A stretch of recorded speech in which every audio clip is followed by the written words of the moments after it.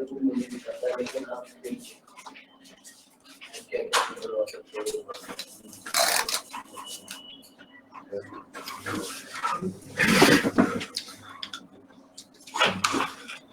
guys, good evening everyone. Am I audible?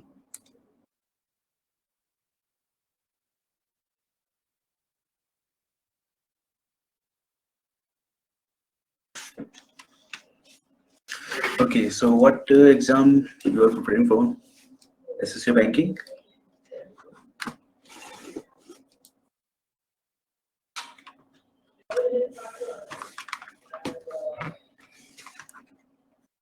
Okay, cool.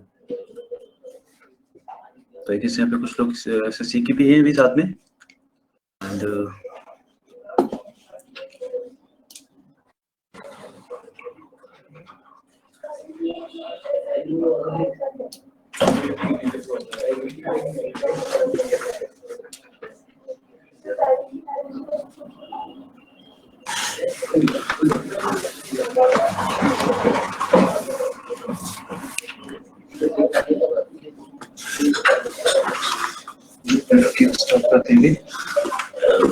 Okay, so this is your first class of English, यानी कि जहाँ पे हम लोग कभी अपना थोड़ा सा इंट्रोडक्शन और ये सारे पार्ट देखेंगे. Okay.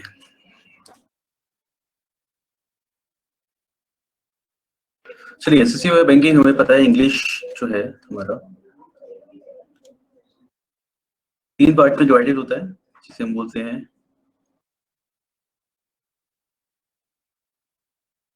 Reading comprehension.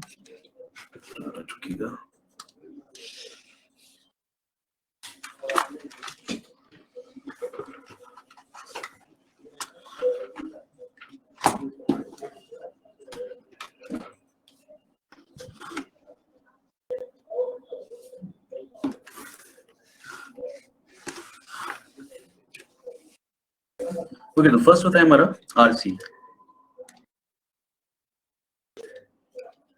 इसका होता है रीडिंग कॉम्प्रिहेंशन. नेक्स्ट कम्स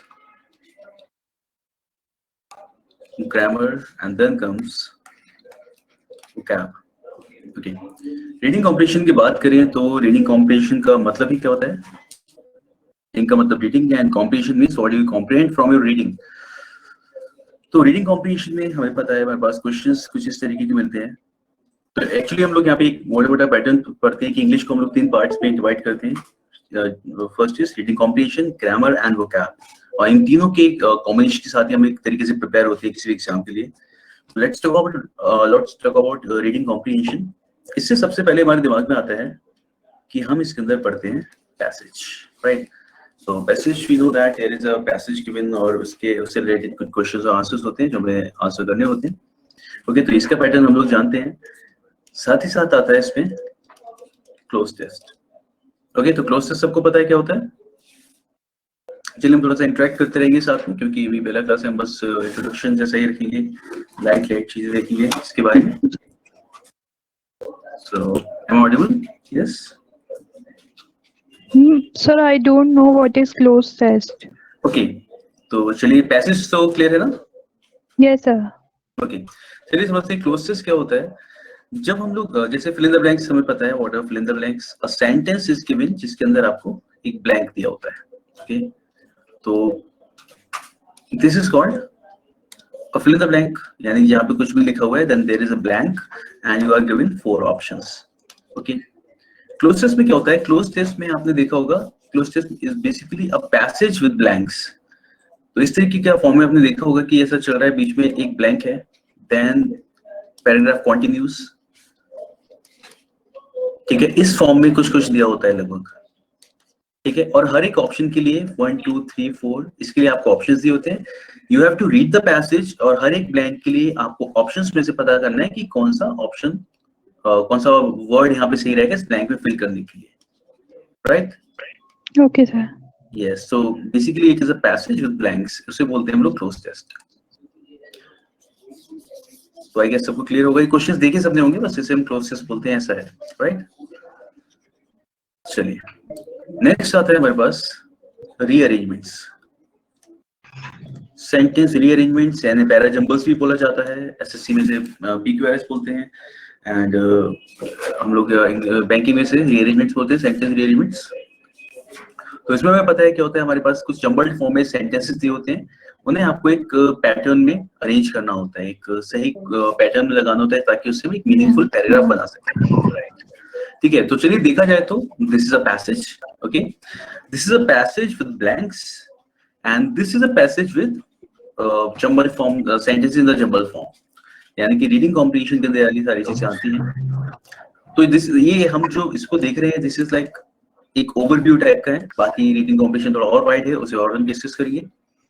आगे बढ़ते हैं। नेक्स्ट जो पार्ट इसमें आता है वो है ग्रामर। ग्रामर से सबसे पहले जो क्वेश्चंस हमारे दिमाग में आते हैं वो है स्पॉटिंग एरर्स। मतलब जो चीज सबसे पहले हमारे समझ में आता है कि हाँ, क्वेश्चंस जो पूछे जाएंगे जो ग्रामेटिकल बेस्ड होंगे, ग्रामर के रूल्स पे बेस्ड होंगे, वो होते हैं स्पॉटिंग एरर्स। यानी कि आपको एक सेंटेंस दिया होता है जिसे आपने डिवाइड कर रखा होता है 4 या 5 पार्ट्स में, and you have to answer the questions accordingly. यानी कि इसमें आपसे पूछा जा सकता है कि कौन सी पार्ट में एरर है या फिर कौन सी पार्ट में एरर नहीं है, और ये पता हमें होने के लिए हमें जो ग्रामेटिकल रूल्स है वो सही से पता होनी चाहिए ताकि हम समझ पाए कि किस पार्ट में कौन सी एरर है या नहीं है, राइट। तो स्पॉटिंग एरर्स आते हैं, साथ ही साथ इससे क्वेश्चंस आते हैं हमारे पास नेक्स्ट सेंटेंस इंप्रूवमेंट या फिर फ्रेज रिप्लेसमेंट इन्हें कहा जाता है, सेंटेंस इंप्रूवमेंट और फ्रेज रिप्लेसमेंट। सेंटेंस इंप्रूवमेंट में क्या होता है, एक कोई भी सेंटेंस है उसमें कुछ पार्ट को अंडरलाइन कर दिया जाता है and you have to find out कि कोई एरर है इस अंडरलाइन पार्ट में या नहीं। Yes Sonakshi, this is first class of English. Okay, तो उसमें पता करना होता है हमें कि तो कुछ अंडरलाइन पार्ट दिया जाता है, साथ ही साथ आपको ऑप्शंस दिए जाते हैं।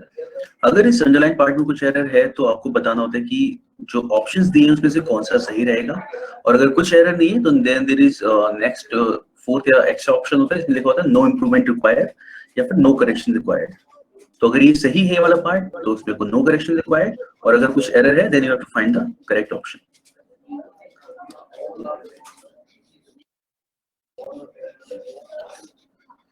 ओके, सो ये तो हो गया हमारा सेंटेंस इंप्रूवमेंट।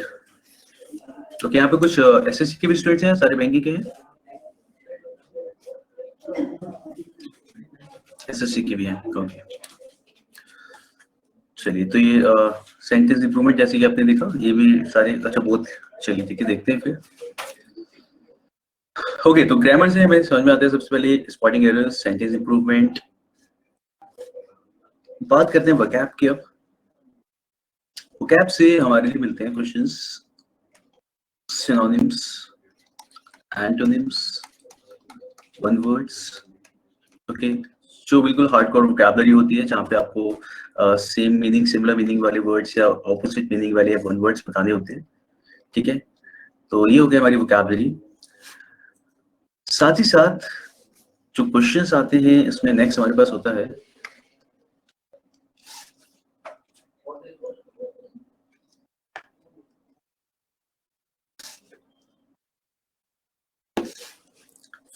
फ्रेज रिप्लेसमेंट, या फिर बात करें फ्रेज रिप्लेसमेंट टाइप्स, देख लिया हमने। अब देखिए वोकैबुलरी तो एक चीज ये हो गई, वोकैबुलरी से ये सिनोनिम एंटोनिम्स तो आती हैं, साथ ही साथ आप देख सकते हैं इसमें फिल इन द ब्लैंक्स, यानी कि फिलअप्स आपको मिलते हैं इसमें, बैंकिंग एसएससी दोनों में ही आते हैं, और कभी कभी एसएससी में थोड़ी ग्रामेटिकल बेस्ड ज्यादा आ जाते हैं, एंड बाकी बैंकिंग में तो मिलती ही है जिसमें आपको अच्छे वर्ड्स भी मिल सकते हैं इसके अंदर। साथ ही साथ वोकैबुलरी आपको कई बार क्लोज टेस्ट के अंदर भी अच्छे वर्ड्स पता करने के लिए मिल जाते हैं, जहाँ पे आपको बताना होता है कि कौन सा सही करेक्ट वर्ड होगा जो रिप्लेस करेगा उस ब्लैंक को, ठीक है। तो क्लोज टेस्ट भी मिल जाता है यहाँ पे, प्लस idioms and phrases।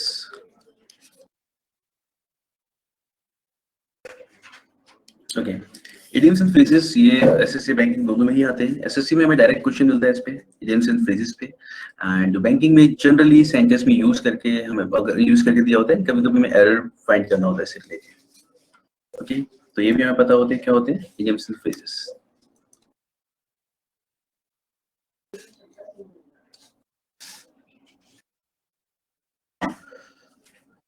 ठीक है, आई गेस क्लियर हो रहा है सबको कि कौन किस तरीके से क्वेश्चंस मिलते हैं। एंड वी नो दैट अगर प्री की बात करें तो जनरली आपको एसएससी में there are 25 questions and banking में यू गेट अराउंड 30 क्वेश्चंस।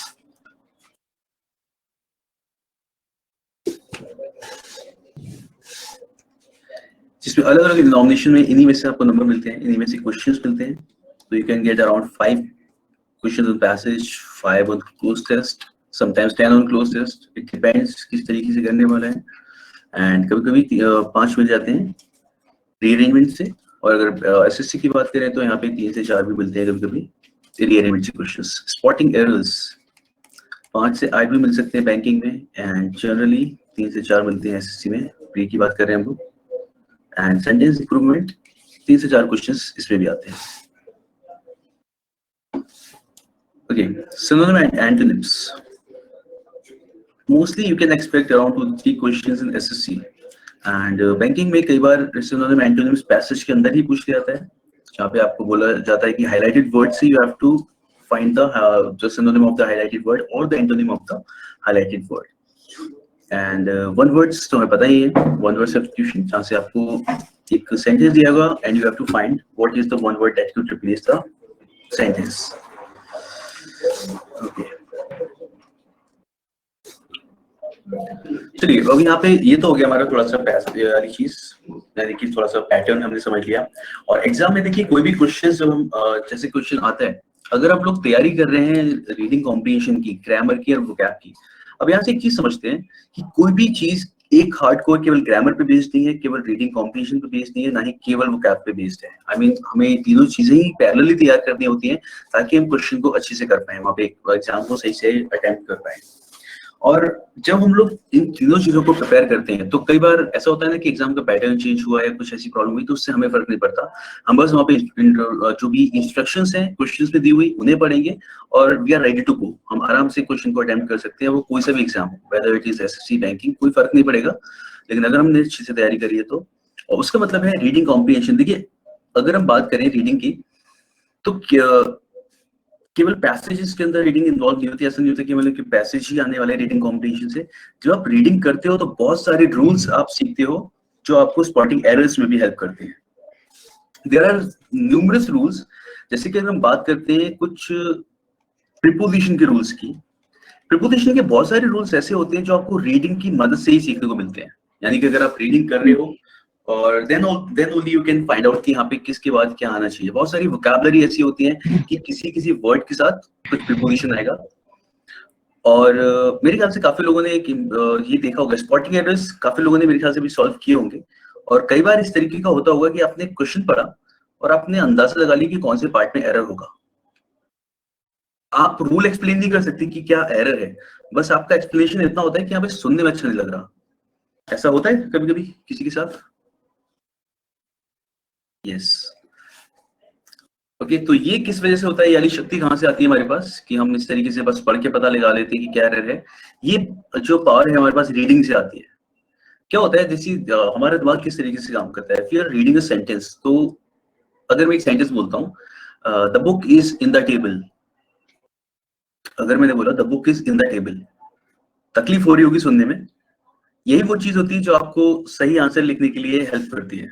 जब आप ऐसे बोलते हैं the book is in the table, तो हमारा दिमाग आंसर को बिल्कुल रिजेक्ट कर देता है, यार ये कैसा मतलब टेबल है, सर टेबल दिखाओ कैसी आपकी, कुछ इस तरीके का दिमाग में आता है कि हाउ कैन यू से the book is in the table.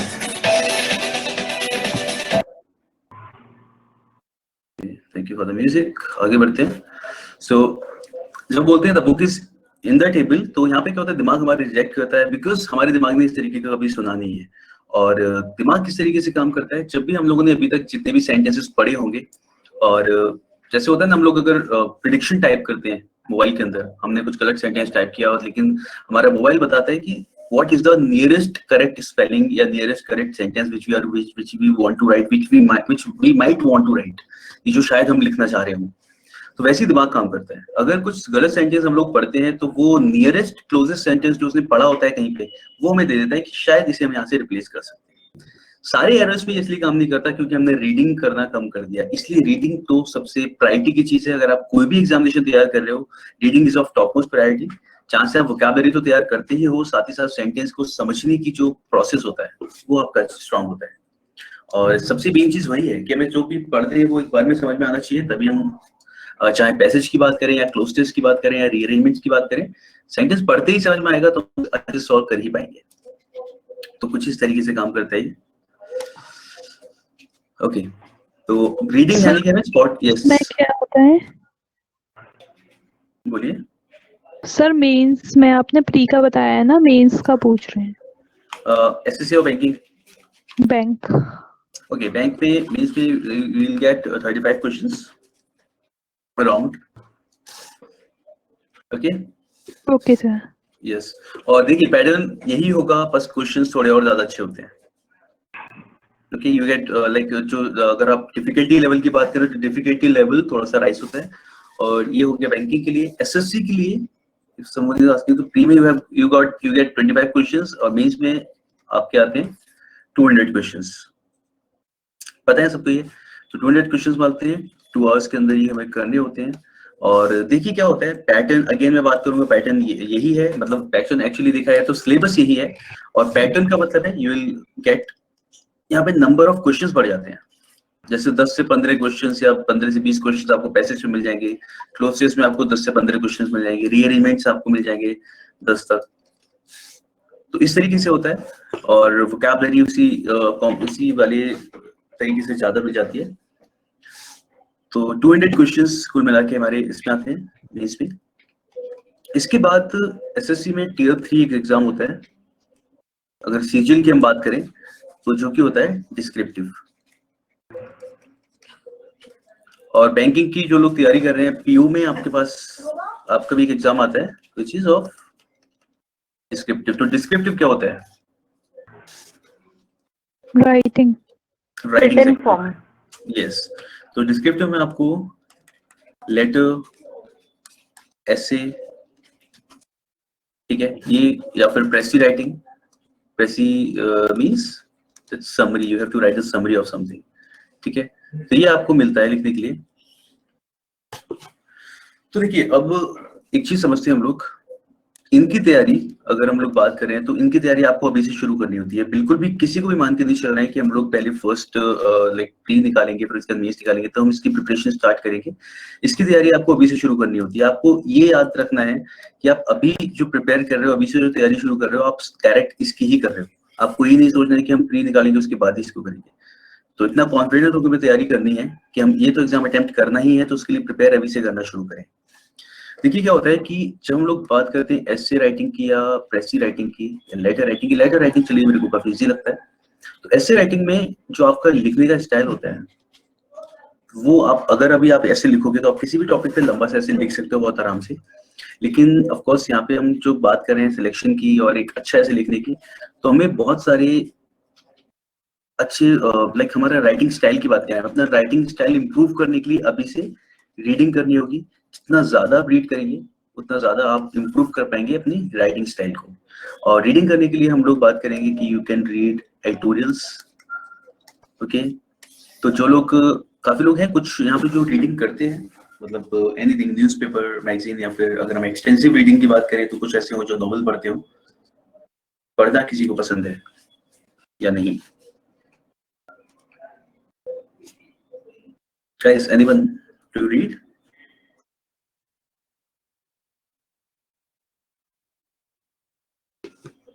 Yes, sir. So, what do you read?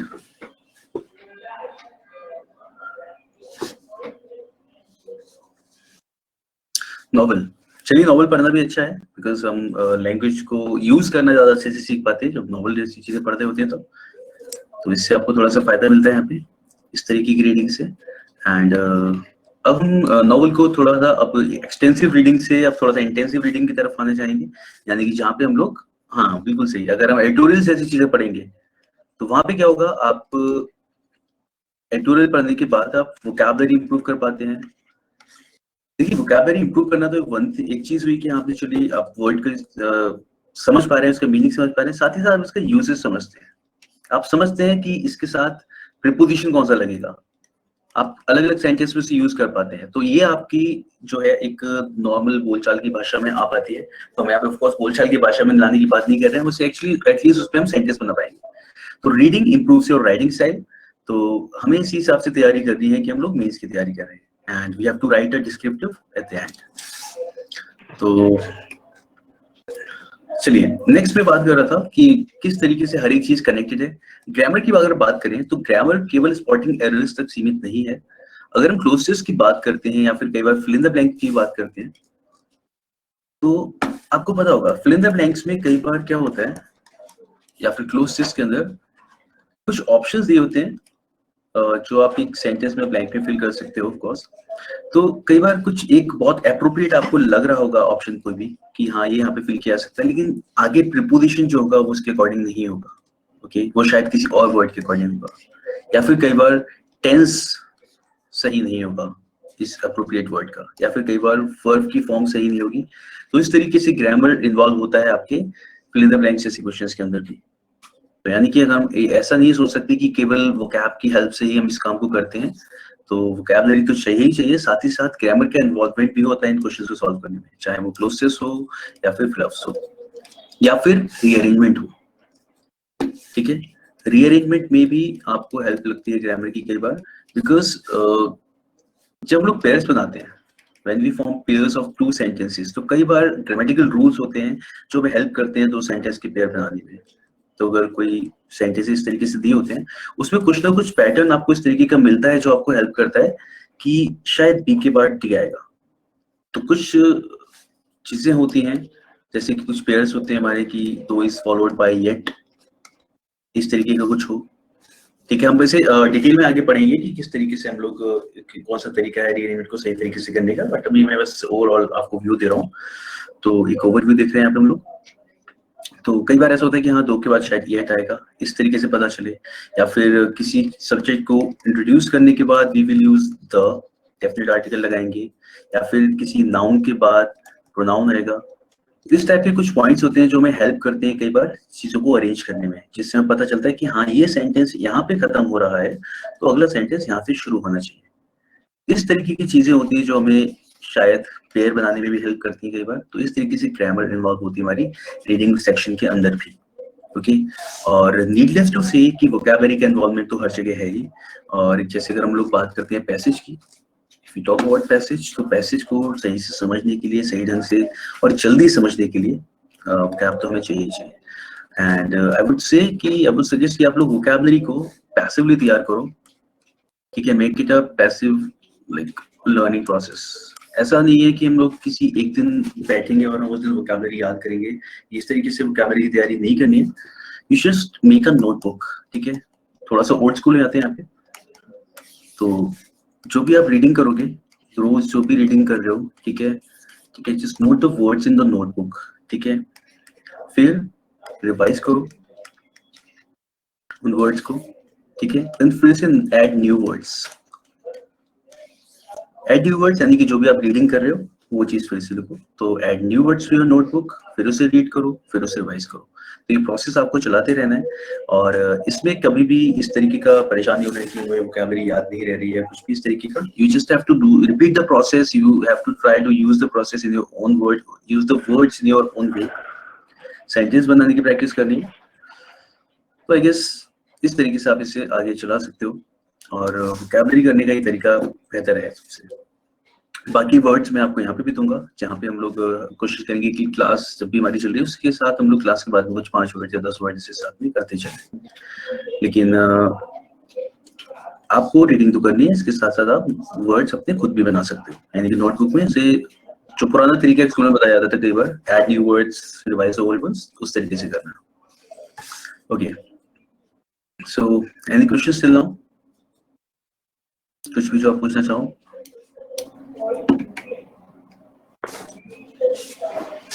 No?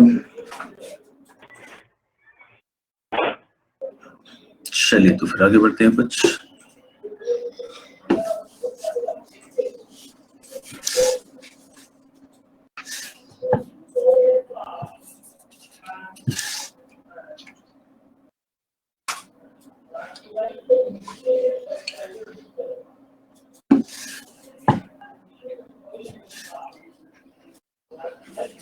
Okay, तो आज हम थोड़ा सा ग्रामर से स्टार्ट करें। What do you say? Grammar में हम लोग पढ़ते हैं पार्ट्स ऑफ स्पीच से we will cover noun, pronouns, adjectives, not necessarily in the same order, but we will cover all these things. Articles, verbs, adverbs,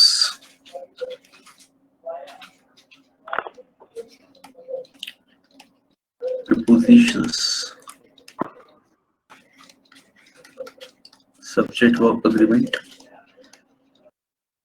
and tenses. Okay, and बाकी हम लोग SSC के लिए हम वॉइस एंड नरेशन भी करेंगे साथ में। प्री में जनरली हमें एक एक क्वेश्चन मिलता है, पहले नहीं मिलता था, लेकिन अभी एक क्वेश्चन वॉइस से मिल जाता है, एक क्वेश्चन नरेशन से मिल जाता है। एंड मेंस में we get around 8 to 10 questions on this topic. Okay, so these are the parts that we will cover in our grammar. Okay, so if you guys are ready, let's start with nouns. What do you say? Okay, sir. Yes, sir. cool. Okay, so what are nouns? Name, place, animal, and things. Okay, so this is our Sarkari definition of nouns. Right? Yes, sir. Yeah, a noun is a name of a person, place, or thing. Cool. Okay. तो समझते हैं अपने nouns हमारे कुछ तरीके के होते हैं। First is proper noun, common noun, collective, Abstract noun. yeah, abstract noun, collective noun, material noun, and abstract noun. Yes, and abstract, correct. Okay, तो ये 5 तरीके के नाउन्स होते हैं। देखिए इनको हम लोग जो पढ़ते होते हैं, when we हम लोग टाइप्स ऑफ नाउन्स और ये सारी चीजें पढ़ते हैं, तो ऑफ कोर्स एग्जाम में ये पूछा नहीं जाता है टेक्निकली कि कौन सा प्रॉपर नाउन है। बस ये हमें बाकी रूल्स को समझने में हेल्प करता है, यानी जो भी रूल्स हम आगे पढ़ने वाले हैं, जो भी चीजें समझने वाले हैं, उनको बेहतर ढंग से समझने में हेल्प करता है, इसलिए हम इन सारे टर्म्स को पढ़ते हैं। ओके, सो प्रॉपर नाउन क्या होता है? जो एक्चुअल में हम लोग किसी के नाम से समझते हैं, वो क्या होता है? हमारा प्रॉपर नाउन। ओके, तो जो भी हम किसी के नाम से समझ रहे हैं उसे बोला जाएगा प्रॉपर नाउन। जैसे John. Okay, now what is a common noun?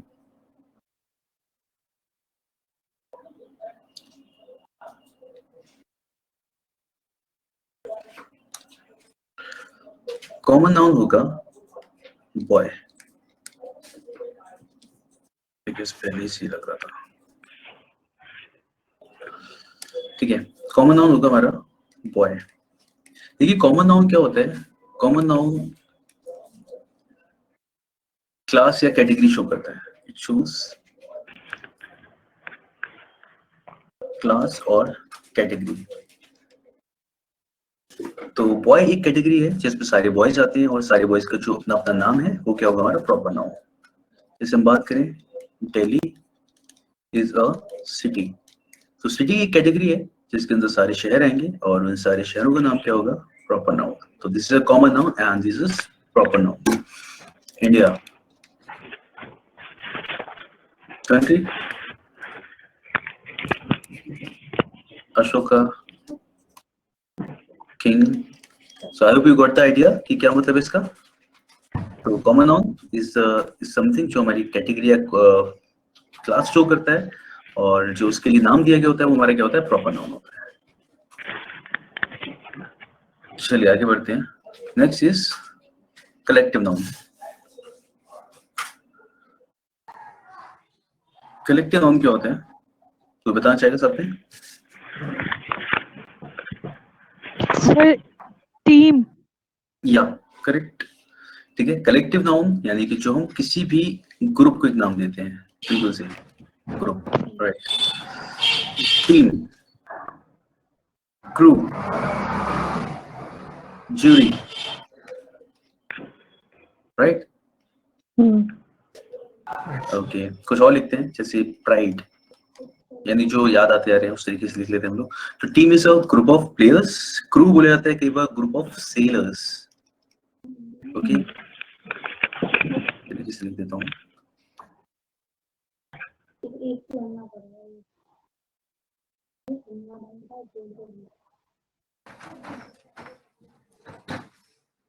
Team is for group of players. Who is for sailors. Jury. Judges. Pride is for Lions.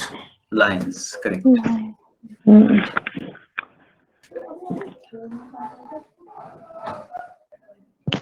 Okay. तो ये होते हैं हमारे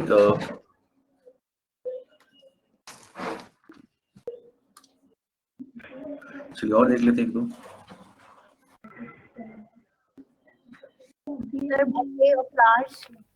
bouquet of flowers, okay, bouquet of flowers बोल सकते हैं।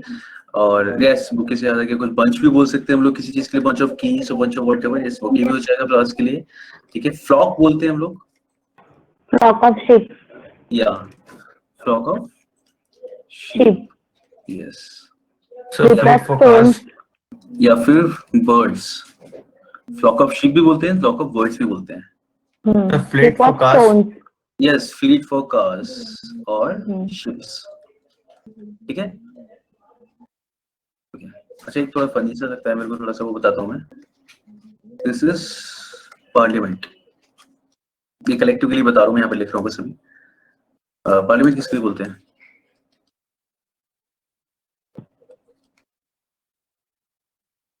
members. Yes, sir.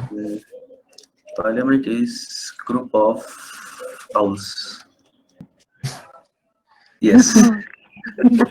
Okay, so I guess this is quite satisfying. Okay, ये है यहाँ पे थोड़ी सी शांति मिलके पढ़ के, this is very symbolic I guess, बहुत सारी तरीके से दिखाई तो काफी symbolic है। तो Parliament is for group of owls. Okay, ये मेरे ख्याल से उन्हें पता भी नहीं होगा वरना नाम चेंज करने को इसका भी। Okay, so Parliament for group of owls, उसे बोला जाता है Parliament। चलिए आगे बढ़ते हैं। नेक्स्ट है हमारा मटेरियल लॉन्ग, तो जो भी हम रॉ मटेरियल से समझते हैं, okay, like would, water, gold, silver, what else, iron, sand, sugar etcetera. तो शुगर, सॉल्ट, ये सब किस में आता है? हमारे मटेरियल लॉन्ग में आता है। ओके, एंड लास्ट पे आता है हमारा एब्स्ट्रैक्ट नाउन। अच्छा, मटेरियल नाउन के बारे में पहले हम थोड़ा सा इधर समझते हैं। मटेरियल नाउन के लिए कहा जाता है, material noun it is always singular and neuter gender, and neuter gender. तो अभी हम जेंडर को समझ लेंगे इसका क्या मतलब होता है, लेकिन अभी हम केवल इसकी तरफ ध्यान देते हैं कि हमेशा कैसा होता है, सिंगुलर होता है, या फिर जेंडर की हटा देते हैं यहाँ पे, जो मैं समझा रहा हूँ उतना लिखते हैं। सिंगुलर एंड अनकाउंटेबल लिख लेते हैं, जेंडर को हम समझेंगे तब लिखेंगे, अनकाउंटेबल तो सबको पता ही होगा। ओके, तो जैसे अगर हमने इसमें जैसे लिखा था वोट, तो अनकाउंटेबल का मतलब होता है कि अगर इसको हम प्लूरल करना चाहें या फिर बहुत सारे वोट हो तो हम उसे वोट्स नहीं बोल सकते। ओके, इस वर्ड को हम प्लूरल नहीं कर सकते। अगर हम प्लूरल करते हैं तो उसका मीनिंग कुछ और होगा। तो वोट्स का मतलब क्या होता है? Forest. है ना? यस, ठीक है। तो या तो आप उसे प्लूरल नहीं कर सकते, या फिर बहुत सारे ऐसे वर्ड्स हैं जिनको हम प्लूरल करेंगे तो उसका कुछ और मतलब होगा। जैसे कि वाटर है, ये वाटर का अगर हम प्लूरल करते हैं वाटर्स, क्या हो जाता है? सुना है? मूवीज में देखा होगा, कई बार मूवीज में बोलते हैं we are in the international waters now. Yes, इसे ओशंस बोलते हैं। ठीक है, अगर आप ओशन, अगर वाटर्स बोलते हो उसका मतलब होता है ओशन। तो मूवीज में कई बार ये टर्म यूज किया जाता है, we are in the international waters. तो ओके, इसी तरीके से अगर आप सैंड को प्लूरल करते हो तो बहुत ही आराम से समझ में आ रहा होगा कि सैंड का मतलब क्या हो जाएगा? Desert. या, और जैसे गोल्ड है, ऑल्दो पता नहीं, लेकिन कुछ पुरानी स्टोरीज में मैंने कई बार इस तरीके का देखा था, ऐसे बोलते थे the king gave him some golds. तब तो मुझे लगता था कि चलो ठीक है, ये किंग है, अमीर आदमी है, बहुत सारा सोना दे दिया होगा, प्लूरल बोल दिया। लेकिन एक्चुअल में गोल्ड का मतलब होता है गोल्ड, अगर इसे प्लूरल किया जाता है it means gold coins. Okay, अगर सिल्वर्स बोला जाए इसका मतलब होता है सिल्वर कॉइन्स। ओके, लेकिन आयरन्स अगर बोला जा रहा है इसका मतलब आयरन कॉइन्स नहीं होता, आयरन्स का मतलब होता है फेटल्स। फेटल्स बोलते हैं जो होता है ना हथकड़ियां बेड़ियां मूवीज में बना के रखते हैं चेन ऊपर से नीचे तक, उसके लिए टर्म यूज किया जाता है। तो कई बार बोला जाता है कि he was captured in irons, ठीक है, तो इस तरीके से आप यूज कर सकते हो। यस, हैंडकफ्स भी बोलते हैं इसके लिए, तो कफ्स भी बोला जाता है, फेटल्स भी बोल सकते हैं हम लोग, आयरन्स। तो ये हो गया हमारा मटेरियल नाउन, यानी कि इनको हम लोग, ये हमारा हमेशा क्या चलता है सिंगुलर एंड अनकाउंटेबल। आप इसे प्लूरल नहीं करते, और अगर आप इसे प्लूरल करते हैं तो उसका कुछ और मतलब निकलता है, तो या तो वो गलत होता है, उसका कुछ और मीनिंग होता है, इसे कहते हैं हम लोग मटेरियल नाउन। नेक्स्ट आता है हमारा एब्स्ट्रैक्ट नाउन। एब्स्ट्रैक्ट नाउन क्या होता है? एब्स्ट्रैक्ट नाउन वो वर्ड होते हैं जो शो करते हैं फीलिंग्स, क्वालिटी और स्टेट। ओके, फीलिंग्स की अगर हम बात करें तो लव, हेट, एंगर, एक स्टार्ट है हमारा फीलिंग्स में, this is anger. Okay, quality honesty. brave, strong, हाँ अच्छा देखो, अब ब्रेव है ना, इससे हम समझेंगे, हम धीरे धीरे आगे बढ़ेंगे इस चीज को। मैं थोड़ा नीचे ला देता हूँ, ऊपर जगह नहीं है तो यहाँ पे हम देखते हैं। तो मैंने जैसे लिखा था फीलिंग्स, ये हमारी क्या हो गई एब्स्ट्रैक्ट नाउन्स। फीलिंग्स में क्या होता है, जैसे जो भी हमने लव, हेट, एंगर लिखा था। ओके, अगर हम क्वालिटी की बात करते हैं तो हमें थोड़ा सा, अब हम इस चीज को समझना शुरू करेंगे क्योंकि हमें एग्जामिनेशन के हिसाब से समझना है। अब जैसे आपने बोला तो ब्रेव, ब्रेव जो होगा this is our adjective.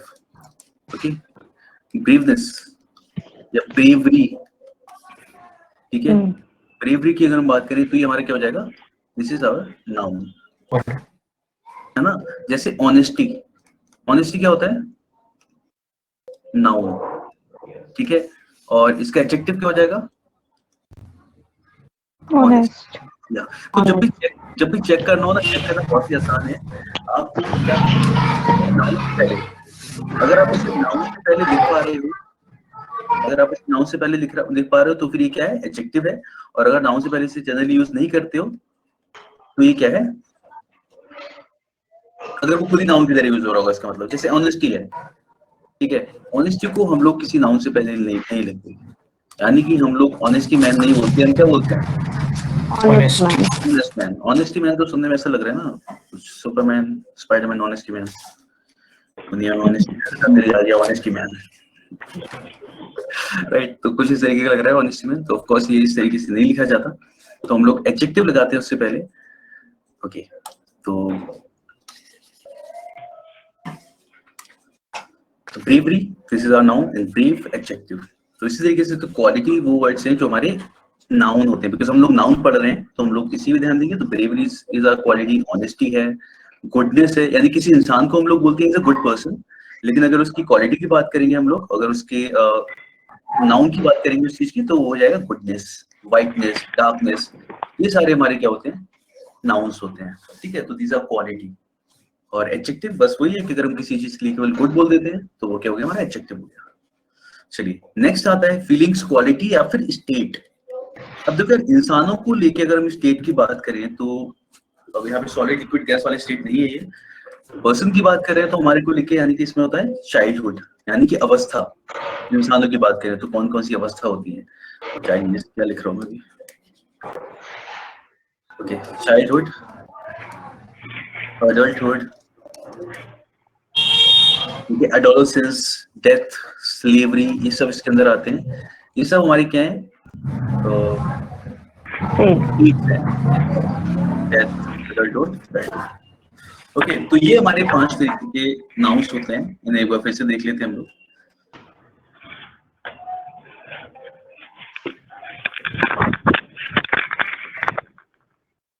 Okay, तो फर्स्ट हमारा हो गया proper noun, common noun. Proper noun जो किसी का नाम होता है।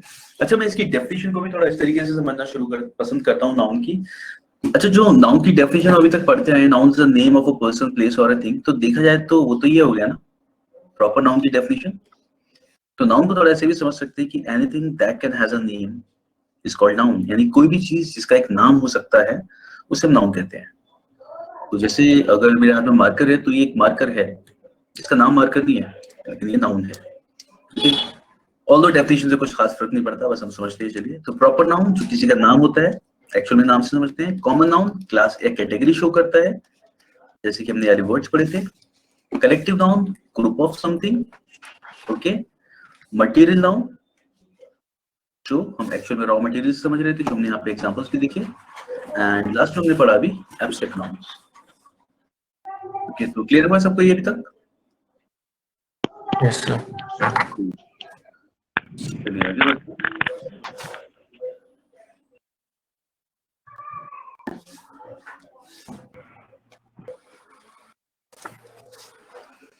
अब बात करते हैं यहाँ पे हम लोग, जो हम अभी बीच में करने वाले थे, जेंडर की नाउन में।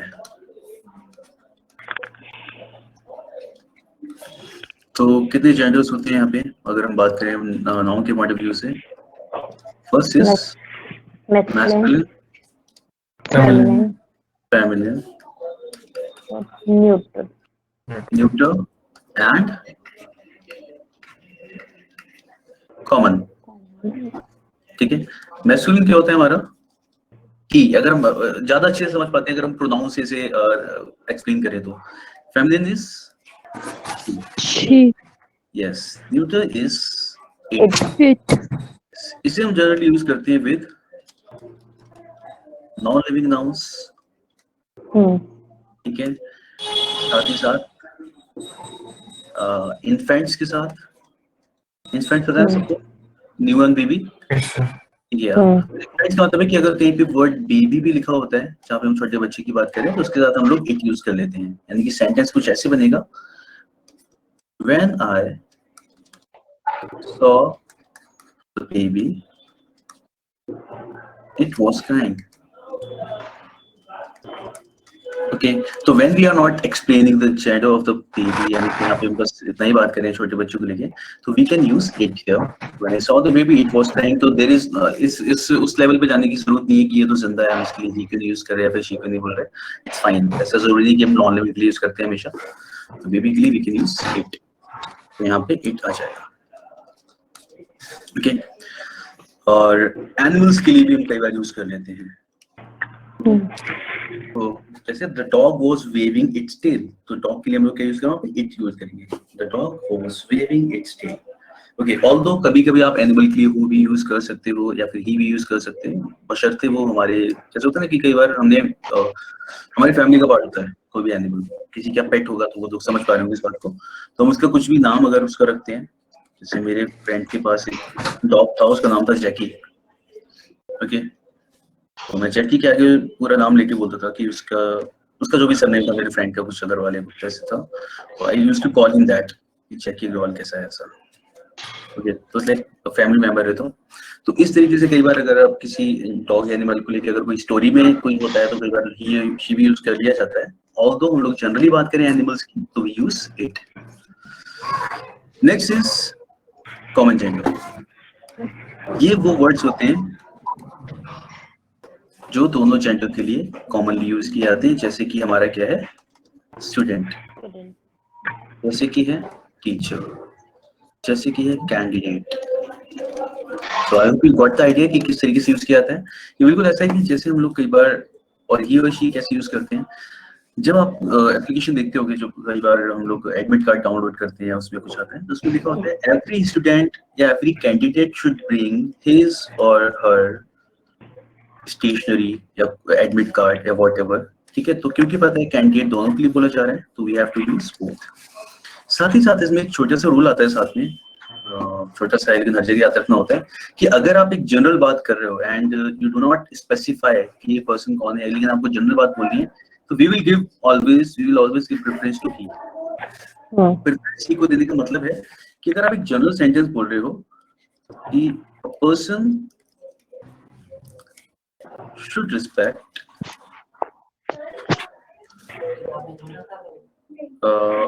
his elders, ठीक है। अब यार देखो ये सेंटेंस जो लिखा है, a person should respect his elders, तो कोर्स हम यहाँ पे ऐसा नहीं कि केवल आदमी की बात करें, अगर इसे लिख रहे हैं तो हमारा मतलब एज अ होल सबकी बात चली है, इंसानों की, है ना, कि सबको ऐसा करना चाहिए। तो a person should respect, तो यहाँ पे हम लोग his और her ना लिख के केवल his भी लिख सकते हैं, ओके। तो ये मतलब है, यानी अगर आप एक स्टूडेंट की बात करो, अगर एक सेंटेंस इसी तरीके के केवल स्टूडेंट में बन जाए, a student should respect his teachers, ठीक है। तो ऑफ कोर्स स्टूडेंट हमें पता है कि दोनों के लिए बोला जा रहा है, लेकिन अगर आप एक जनरल सेंटेंस लिख रहे हो जहाँ पे जो सभी के लिए लागू हो रहा है, जहाँ पे आप स्पेसिफाई नहीं कर रहे हो, तो वहां पे आप प्रेफरेंस हिज को दो। तो या तो आप हिज और हर दोनों यूज करो इस तरीके से, या फिर आप हिज यूज करोगे इस तरीके से, केवल हर यूज नहीं किया जाएगा, ठीक है। तो दिस इज अ रूल जो बस छोटा सा है, यहाँ पे हमें फॉलो करना है बस इसे, ठीक है। Okay sir. तो कई बार लोग पूछते हैं सर ऐसा क्यों है, मतलब क्यों नहीं हर को यूज करते हैं। मेरे को लगता है ऐसा कुछ ठीक है, कुछ ज्यादा बड़ी प्रेफरेंस दी रहती चलता है इतना मेरे ख्याल से। तो बिल्कुल ऐसा है जैसे हम लोग अर्ली मॉर्निंग बोलते थे ना, मुझे लगता है ये रूल इस तरीके से बना होगा कि हाँ यार एक चीज को तो हमें स्पेसिफाई करना पड़ेगा, जहाँ पे हम लोग एक कॉमन आर्गुमेंट या एक कॉमन एग्रीमेंट पे कि हाँ एक जेंडर कौन सा यूज करें, तो यूज कर लेते हैं। जैसे अर्ली मैन बोलते थे हम लोग, अर्ली वुमेन्स ने कभी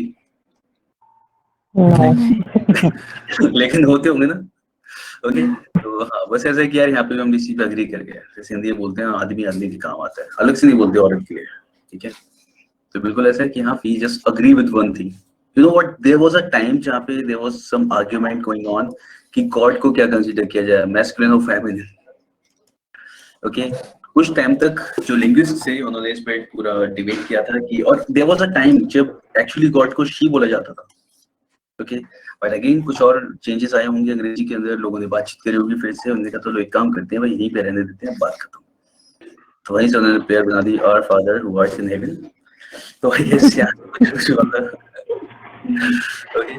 तो ऐसा कुछ रहा होगा मे बी, तो फिर ठीक है चलो गॉड को हम ही से जानते हैं।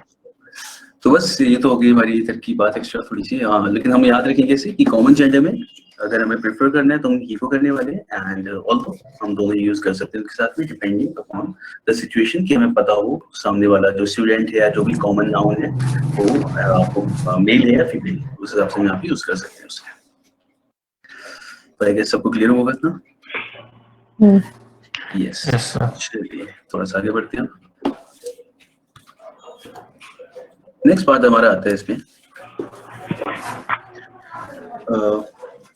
अगर हम लोग जो हमारे कलेक्टिव नाउन था, कलेक्टिव नाउन के बारे में रूल ये होता है कि collective noun when it works as a unit, collective noun works as a unit और gives the idea of a singular entity या सिंगुलर बॉडी का आइडिया देता है, यानी बेसिकली यूनिट का काम करता है, यूनिट की तरह काम करता है, ठीक है। Then it is considered singular and neutral gender, ठीक है। तो जब कलेक्टिव नाउन को when collective noun works as a unit or gives the idea of a singular entity, then it is considered singular and neutral gender. तो basically अगर sentence में आपको किसी भी तरीके का डिवीजन नहीं दिखा रहा है तो हम कलेक्टिव नाउन को हमेशा कैसा मानते हैं, सिंगुलर मानते हैं। क्या मतलब इसका एग्जांपल से समझते हैं। The jury made its decision unanimously, ठीक है। यूनानिमस का मतलब होता है एक मत होके एक बात पे अग्री करके उन्होंने अपना डिसीजन दिया, और ज्यूरी जो कि हमारा क्या है, ग्रुप ऑफ जजेस है, उसके लिए हम एक ही वर्ड यूज कर रहे हैं, इट्स यहाँ पे। अब ऑफ कोर्स इसके अंदर पता है कि काफी सारे जजेस होंगे, लेकिन हम देख रहे हैं कि अगर वो एक यूनिट की तरह काम कर रहे हैं, कोई डिवीजन नहीं दिख रहा, तो हम उसके लिए सिंगुलर ही यूज करते हैं। लेकिन अगर सेंटेंस ही किसी तरीके का प्लूरल वर्ब यूज कर रहा है उसके लिए, तो हम प्रोनाउन भी उसके लिए देयर यूज कर लेंगे। ठीक है, और बहुत ही सिंपल सा है। देखो, अगर आप इसे एक सिंगल यूनिट की तरह मान रहे हो तो आप इसे ही और शी नहीं बोल सकते क्योंकि इसके अंदर बहुत सारे लोग हैं। ठीक है, और इसे प्लूरल भी नहीं बोल सकते क्योंकि एक टीम है। तो जैसे अगर हम टीम की भी बात करें, ठीक है, तो टीम को अगर हम टीम और यूनिट की तरह काम कर रहे हैं तो उसके लिए इट्स यूज किया जाएगा, क्योंकि टीम क्या है हमारा, अगर इस सिंगुलर की तरह काम कर रहा है तो। ठीक है, लेकिन ये वाला वर्ब जो हमने भी ज्यूरी लिखा ऊपर, अगर इस तरीके से काम करें, अगर लिखा जाए द ज्यूरी वर डिवाइडेड। अब देखिए सेंटेंस ने कैसे वर्ब ले लिया, प्लूरल यूज कर लिया साथ में, तो हम इसके साथ हम प्रोनाउन भी प्लूरल ही यूज करेंगे। तो the jury were divided in their opinions. ये पॉइंट समझ में आया थोड़ा बहुत? मतलब ये है कि सेंटेंस में अगर आप जो कलेक्टिव नाउन है उसे सिंगुलर ट्रीट कर रहे हो तो वर्ब आपका कैसा आएगा, सिंगुलर आएगा। अगर आप उसे प्लूरल ट्रीट कर रहे हो तो वर्ब कैसा आएगा, और सॉरी उसके साथ प्रोनाउन और वर्ब कैसा आएगा, प्लूरल आएगा। कोई डाउट यहाँ पे? No. एक और एग्जांपल समझ सकते हैं लोग, अगर कोई देखना चाह रहे हो देख लो इसे भी। बाकी भी एग्जांपल लिखता हूँ, इसे देखते हैं। अगर लिखा जाए the crew mutinied and murdered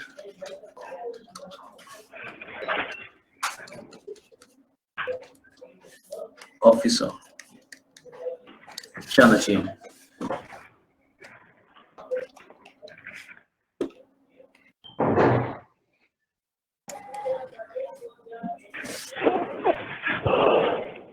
म्यूटिनीड, ये वर्ड है हमारा जो बना है म्यूटिनी से। म्यूटिनी का मतलब होता है बगावत। ओके, म्यूटिनी इज बगावत या विद्रोह करना।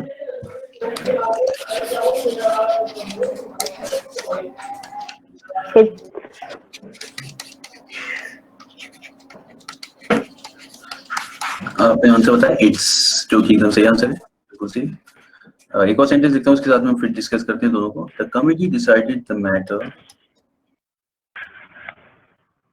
without leaving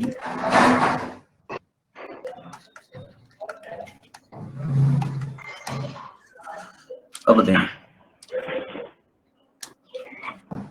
तो यहाँ पे आपने आंसर बताया, ठीक है बिल्कुल, क्योंकि देखिए हमने बोला था क्रू म्यूटिनी, क्रू ने बगावत करी और अपने ऑफिसर का मर्डर कर दिया। यहाँ पे खुद नया दिख रहा है कि क्रू वर्क जो है एक यूनिट की तरह, एक टीम की तरह काम कर रहा है, और कहीं पे भी कुछ भी डिवीजन जैसा नहीं दिखा। उसके बाद हम लोग यूज करेंगे इट्स। यहाँ पे क्या है, the committee decided the matter without giving that seats. अब हमें बाकी तो कहीं कुछ डिवीजन नहीं दिखा, लेकिन यहाँ पे दिखा।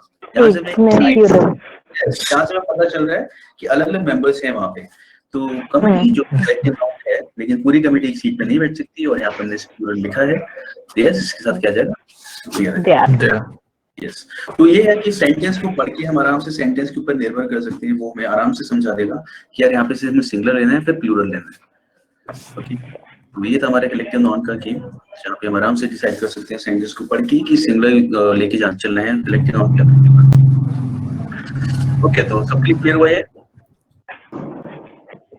Yes sir. चलिए, तो let's keep it till here today. Next class में हम लोग इसके आगे पढ़ेंगे। सर यस सर, एक चीज पूछनी थी, ये आपने जो स्लाइड लिखी है ये हमें मिलेगी? मैं एक्चुअली कोशिश करूंगा कि मैं आपको इस फॉर्म में मिल जाए, और ठीक है, मतलब मैं टाइप करके कोशिश करूंगा आप तक पहुंचा दूं इसे। ओके सर, स्क्रॉल कर दिया थोड़ा सा ऊपर, कोई लिखना चाह रहा है शायद।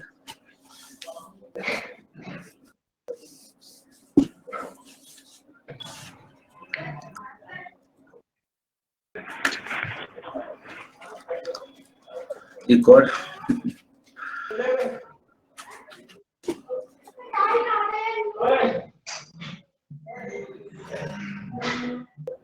तो नहीं। चलिए, तो फिर हम लोग मिलते हैं नेक्स्ट क्लास में, और इन वाले क्वेश्चंस को जैसे स्लाइड्स की बात किया, तो मैं कोशिश करूंगा आपको नेक्स्ट क्लास में ही प्रोवाइड करा दूं, नेक्स्ट क्लास तक। और बाकी अगर मैं कुछ भी लिखना होगा तो मैं कुछ अगर ऐसे टाइप कर, अगर मैं साथ में लिख भी रहा हूँ तो you can also right it down with me, तो वो भी ज्यादा अच्छे से याद रह सकता है। और वरना हम क्या कोशिश करेंगे नेक्स्ट टाइम स्लाइड से ही करें। Okay okay sir.